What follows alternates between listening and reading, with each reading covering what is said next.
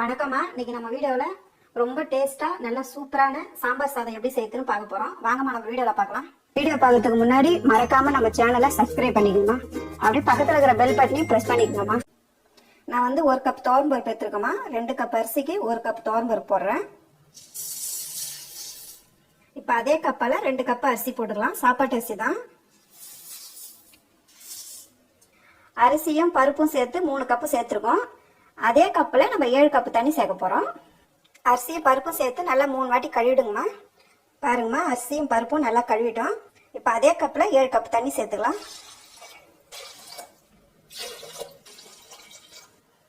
7 cup தண்ணி சேர்த்துருக்கோம்மா. எப்பயுமே வழக்கம் போல் பண்ணுறத விட இதில் 1 கப்பு தண்ணி எக்ஸ்ட்ராவே சேர்த்துக்கணும்.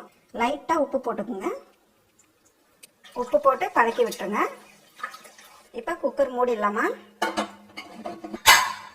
விசில் போட்டு மீடியமான தீயில வச்சு 5லேருந்து 6 விசில் விடுங்க. நல்லா குழஞ்சிடும் சாதம்.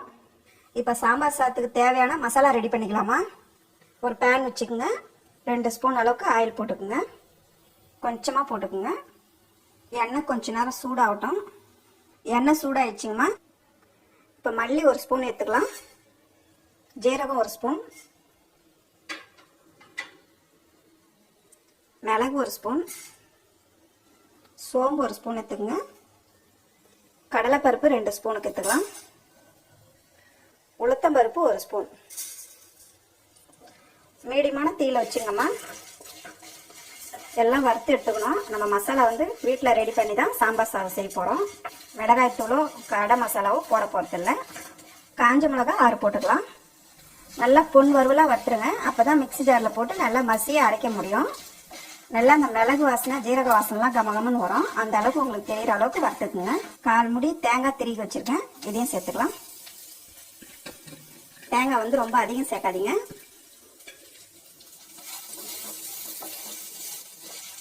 பாருங்கள், நல்லா வறுப்பட்டுடுச்சு. இப்போ நம்ம ஸ்டவ் ஆஃப் பண்ணிவிட்டு ஒரு 10 நிமிஷம் ஆற விட்டு இதை நல்லா நைஸாக பொடி பண்ணிக்கலாம். பாருங்கம்மா, நம்ம வறுத்து வச்சுக்கிற மசாலா ஆறிடுச்சு. இப்போ ஒரு மிக்ஸி ஜாரில் போட்டுக்கலாம். இப்போ நல்லா பொடி பண்ணிக்க போகிறோம் நம்ம மசாலா. இந்த அளவுக்கு நல்லா மசாலா பொடி பண்ணி வச்சுங்கம்மா. இப்போ ஒரு பாத்திரம் வச்சுக்கோங்கம்மா. 3 ஸ்பூன் அளவுக்கு ஆயில் ஊற்றிக்கலாம். எண்ணெய் நல்லா சூடாகட்டும்.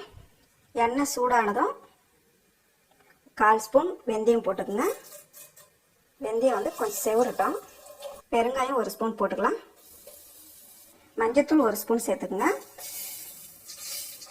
நல்லா மிக்ஸ் பண்ணி விடுங்கம்மா. சின்ன வெங்காயம் 100 கிராம் தோல் உரிச்சு வச்சிருக்கேன். இதையும் சேர்த்துக்கலாம். சின்ன வெங்காயம் முழுசாவே போட்டுக்கோமா, கட் பண்ணாதீங்க. 3 பச்சை மிளகாய் 2 கட் பண்ணி வச்சிருக்கேன். இதையும் சேர்த்துக்கலாம். கருவேப்பிலை தேவையான அளவு சேர்த்துக்கலாம். வெங்காயம் வந்து கொஞ்ச நேரம் நல்லா வதக்கி விடுங்க. பாருங்கம்மா, சின்ன வெங்காயம் நல்லா வதங்கிடுச்சு. இந்த டைம்ல தக்காளி சேர்த்துக்கலாம். 2 தக்காளி பொடியை நறுக்கி வச்சிருக்கேன். இதையும் சேர்த்துக்குங்க. தக்காளி சேர்த்து 1 நிமிஷம் நல்லா வதக்கி விடுங்க.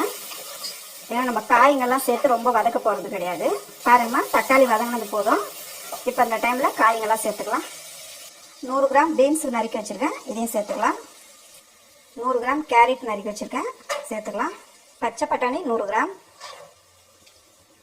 அவரைக்காய் 100 கிராம், வெள்ளரிக்காய் 100 கிராம், ஒரு உருளைக்கிழங்கு தோல் சீவிட்டு நறுக்கி வச்சுருக்கேன். இதையும் சேர்த்துக்கலாம்.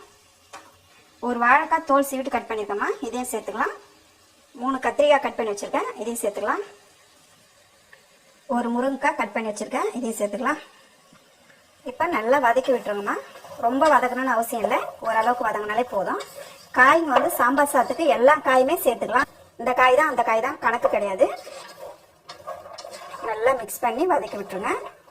இப்போ இந்த டைமில் நம்ம அரைச்சி வச்சுக்கிற மசாலா சேர்த்துக்கலாம். ஜார் வந்து கழுவி ஊற்றிக்குங்க. இப்போ மசாலா சேர்த்து நல்லா கிளறி விடுங்க. காய்ங்கெல்லாம்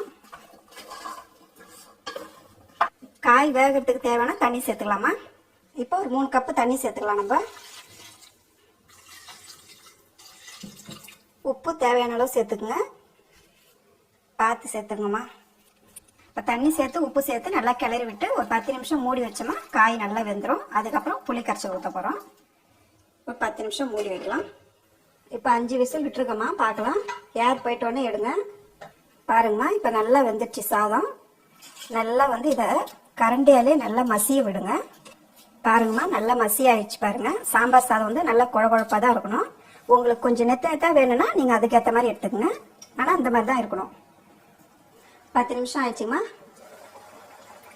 பாருங்க, நல்லா கொதிச்சிடுச்சு, காயெல்லாம் நல்லா வெந்துடுச்சு. இந்த டைமில் புளி கரைச்சி ஊற்றிக்கலாம். நான் வந்து ஒரு எலுமிச்சம்பழம் சைஸ் புளி எடுத்து கரைச்சி வச்சுருக்கேன்.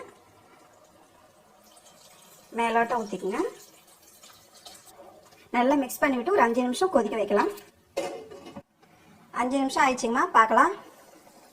புளி கரைச்சல் ஊற்றி 5 நிமிஷம் ஆயிருக்கு. கிளறி விடுங்க. கரெக்டாக அந்த அளவில் தான் இருக்கணும். இப்போ நம்ம சாதம் போட்டு கிளற வேண்டியதுதான். இப்போ கொதிக்கும் போதே வந்து நீங்கள் வந்து அடுப்பு தீ வந்து ஃபுல்லாக குறைச்சிடுங்க. ரொம்ப சிம்மில் இருக்கணும். வேக வச்ச பருப்பு சாதம் சேர்த்துக்கலாம். இப்போ வந்து அப்படியே மிக்ஸ் பண்ணி கிளறி விட்டுட்டே இருங்க. உங்களுக்கு சாதம் எந்த அளவுக்கு சாம்பார் சாதம் பிடிக்குதோ அந்த அளவுக்கு ரைஸ் போட்டுன்னே இருங்க. பாருங்க, நம்ம பருப்பு ரைஸ் போட்டு நல்லா கிளறிட்டோம். எந்த அளவுக்கு நல்லா சூப்பராக இருக்கு பாருங்க. கலரும் நல்லா இருக்கு. நல்லா கமன்னு சாம்பார் சாதம் வாசனை நல்லா வருது. கரெக்டாக ரொம்ப கெட்டியாகவும் இருக்கக்கூடாது, தண்ணியாகவும் இருக்கக்கூடாது, இந்த அளவுக்கு தான் இருக்கணும். இப்போ ஃபைனலாக கொத்தமல்லி போட்டுக்கலாம். கொத்தமல்லி எவ்வளோ வேணாலும் போடுங்கம்மா, டேஸ்ட் ரொம்ப நல்லாயிருக்கும். கொத்தமல்லி போட்டு நல்லா கிளறிட்டு நம்ம இறக்கிடலாம். இப்போ தாளிப்பு போட்டுக்கலாம். சாம்பார் சாதத்துக்கு வந்து நெய் தான் ரொம்ப முக்கியம். 4 ஸ்பூன் நெய் சேர்த்துக்கலாம். நெய் சூடானதும் ஒரு 25 கிராம் முந்திரி எடுத்துக்கலாமா. முந்திரி வந்து நல்லா பொன் நேரமாக வறுத்துருங்க. பாருங்கம்மா, நல்லா பொன் நேரமாக வந்துடுச்சு. இப்போ வந்து நம்ம முந்திரி எடுத்துடலாம். இப்போ இந்த நெய்யில் 1 ஸ்பூன் கடுகு போட்டுக்கலாம். 2 காஞ்ச மிளகாய் சேர்த்துக்கலாம். கருவேப்பிலை தேவையான அளவுக்கு சேர்த்துக்கலாம். கொஞ்சமாக பெருங்காயம் சேர்த்துக்கலாம். அவ்வளோதாம்மா, ஸ்டவ் ஆஃப் பண்ணிவிடுங்க. இப்போ நம்ம சாம்பார் சாதத்தில் எடுத்து இதை சேர்த்துக்கலாம். இப்போ நம்ம தாளித்து வச்ச நெய் கடுகுலாம் சேர்த்துடலாம். கூடவே நம்ம பொரிச்சு வச்சுக்கிற முந்திரியும் சேர்த்துக்கலாம். அவ்வளோதாம்மா, நல்ல ஒரு டேஸ்ட்டாக ஒரு சூப்பரான சாம்பார் சாதம் ரெடி ஆயிடுச்சு. அம்மாவோட வீடியோஸை சுட சுட தெரிஞ்சுக்க மறக்காமல் நம்ம சேனலை சப்ஸ்கிரைப் பண்ணிக்கோமா.